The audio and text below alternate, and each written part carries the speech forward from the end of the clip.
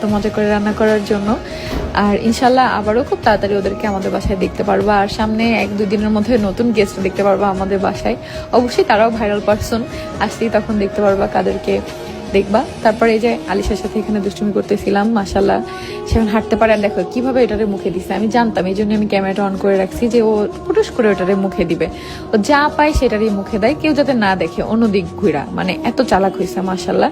সবাই আলিশার জন্য অবশ্যই মাশাল্লাহ বলবো। অনেকেই বলো আলিশা শুকায় গেছে, আলিশা অনেকটা লম্বা হয়েছে, এজন্য এখন একটু শুকাবে, এটাই স্বাভাবিক। ও মাশাল্লাহ ওর হাইট অনেক বেশি, মাশাল্লাহ মাশাল্লাহ মাশাল্লাহ, যেটা 1 বছরের বাচ্চাদের মানে সচরাচর এত লম্বা থাকে না, তো এই জন্য।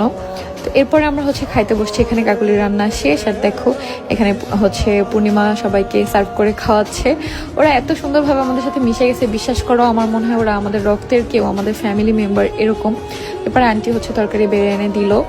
আর কাউসারকে যে আমার এত ভালো লাগে এটার কি বলবো, মানে ওদের বাবু আর কি, মাশাল্লাহ ও এত সুন্দর করে আমাকে মাম্মি বলে ডাকে, আমার অনেক বেশি ভালো লাগে।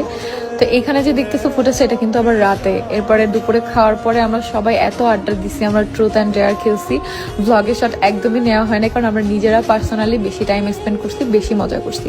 তো রাতের বেলা ওরা ভর্তা খেতে চাইছে, আর আন্টির হাতে ভর্তা অনেক বেশি মজা, আন্টি সবার জন্য ভর্তা বানাইছে। তারপর হচ্ছে যা যা ভর্তা ওরা খেতে চাইছে আর কি সেগুলা।